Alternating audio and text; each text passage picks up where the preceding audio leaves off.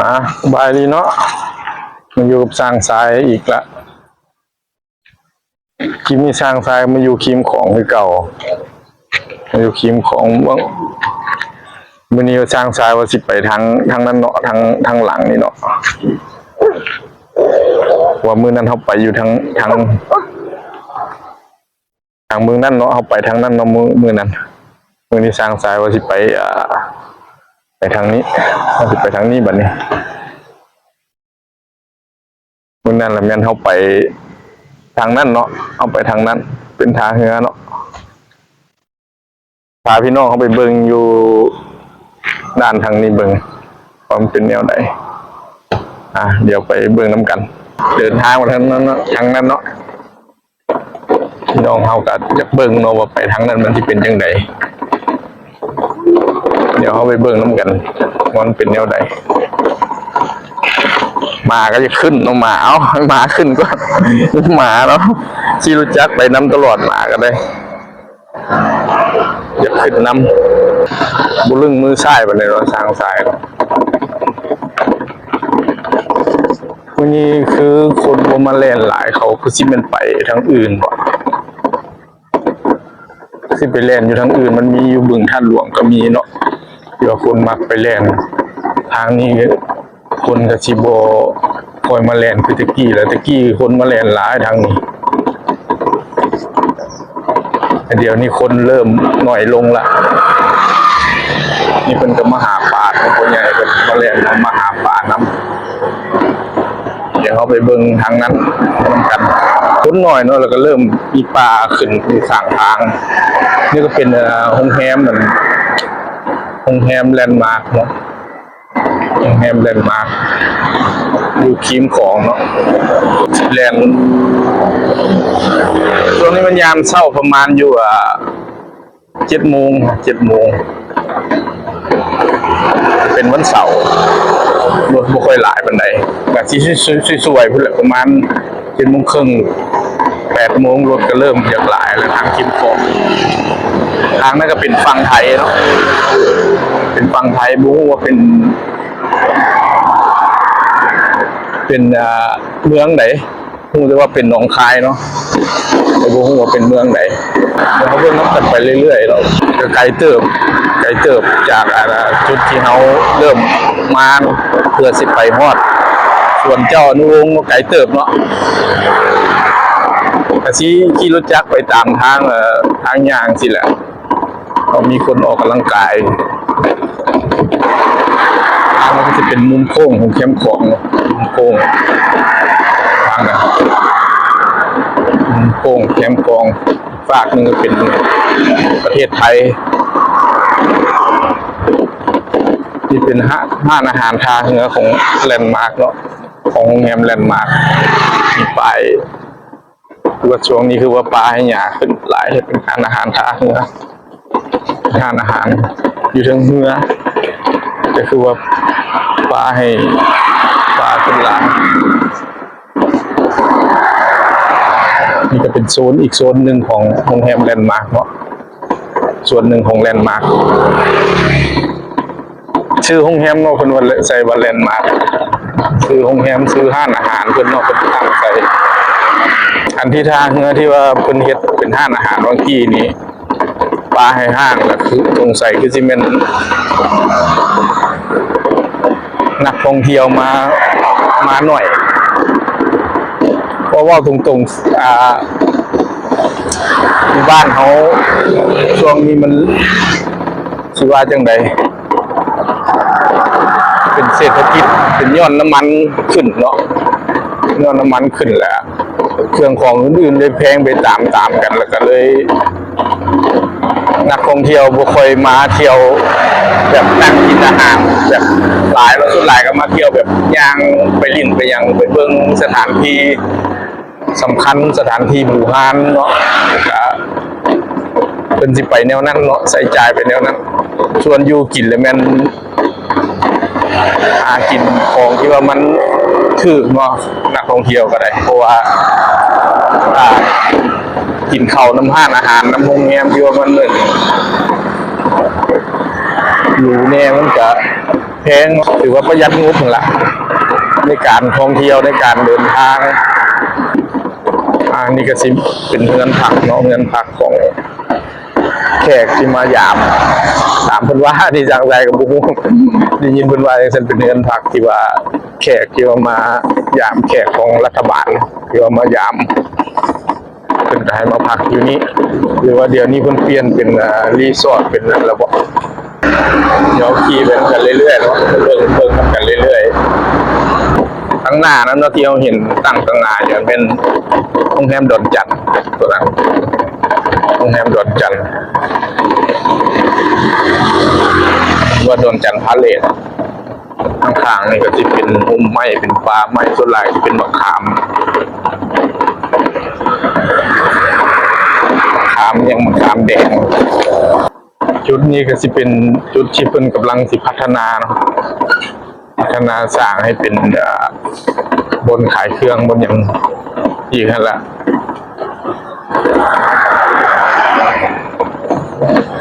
แต่ว่าเดี๋ยวนี้เพิ่นโครงการมันโจไว้ก่อนเนาะยากก็เลยขึ้นโครงการโจไว้ก่อน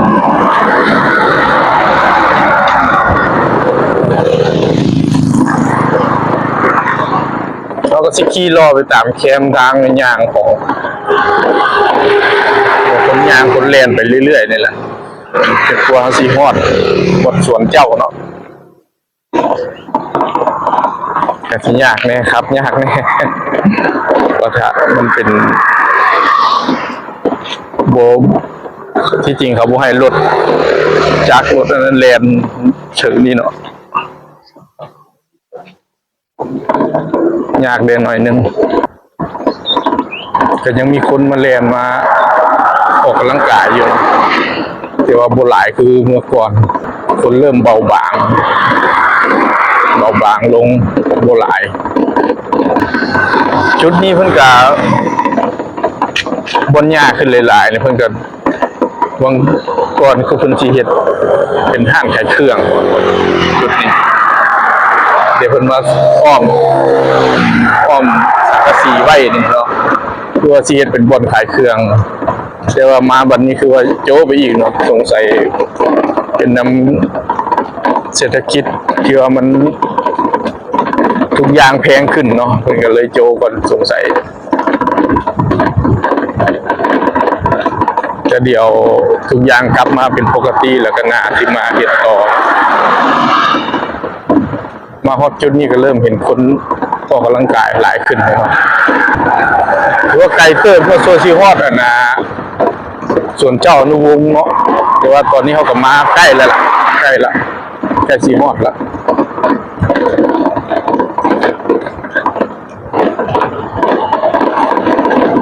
นี่ก็ตะกี้เป็นบ่อนขายเครื่องเนาะเดี๋ยวนี้ก็คือว่าห้างไปแล้วตัวส่วนหลายบ่อนนี้มันที่เป็น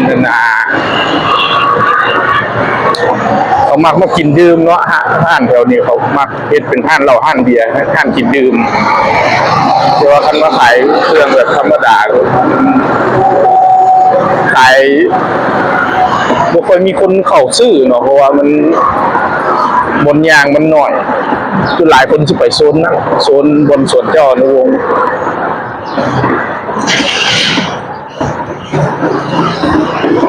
นี่มันก็กำลังก่อสร้างต่อเติมใหม่รถเข็นยอเล็กโอ้เฮ็ดเวียกไปเศร้าเลยเดี๋ยวตัวนี้ก็กำลังปรับปรุง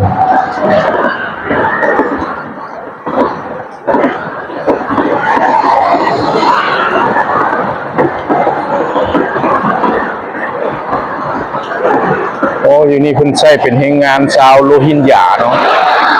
แรงงานชาวโรฮิงญาสร้างไซกับบุ้งว่าคาแห้งเขาถือตัวคนลาวเขาบอกหรือว่า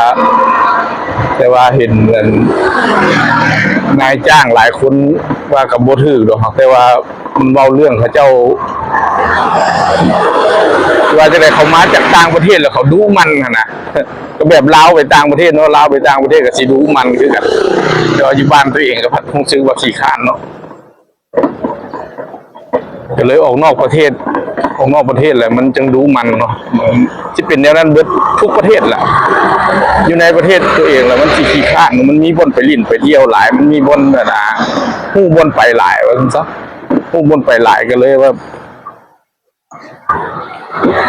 กลายเป็นขี้ข้านตื่นสวยเฮ็ดเวียกบ่เต็มเม็ดเต็มหน่วยมันออกไปนอกประเทศมันบ่ฮู้บ่อนไปเด้แต่ก็อยู่ในกฎระเบียบของนายจ้างแล้วก็จำเป็นต้องได้ตื่นดึกลุกเช้าตามนายสั่งมา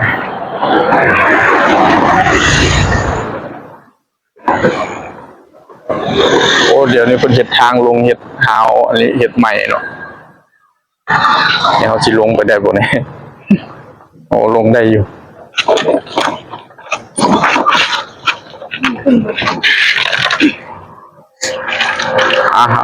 มาลงก่อนไปลงจูงย่างไป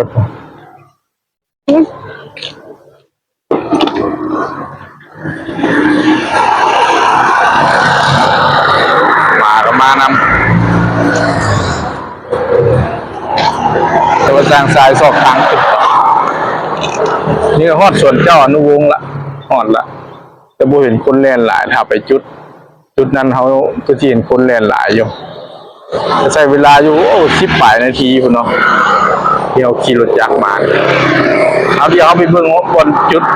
เจ้าออกกำลังกายก่อนเนาะสร้างทรายที่โชคหาทางขึ้นก่อน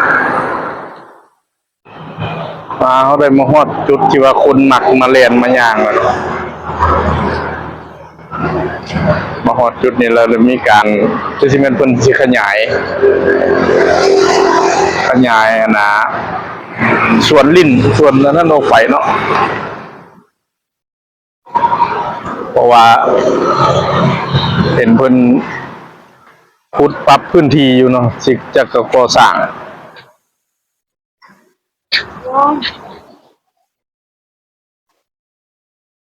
เมื่อกี้ช่างทรายก็ไปถ่ายพวกนั้นเนาะแต่ไม้อัดเสียงมันเบิดแบตเนาะก็เลยให้มาใส่ไม้ตัวใหม่อีกเข้าไปโรงแรมก็พุดขึ้นมาหลายตัวนั้นเป็นโรงแรมอามารีป่ะอามารีเนาะโรงแรมอามารีบ่อนนี้ก็เป็นสวนสนุก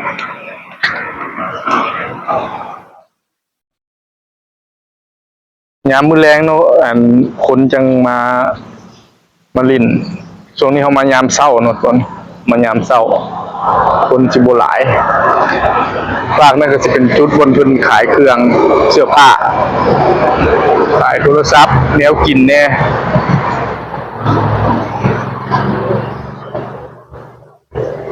ยามเช้าก็สิประมาณนี้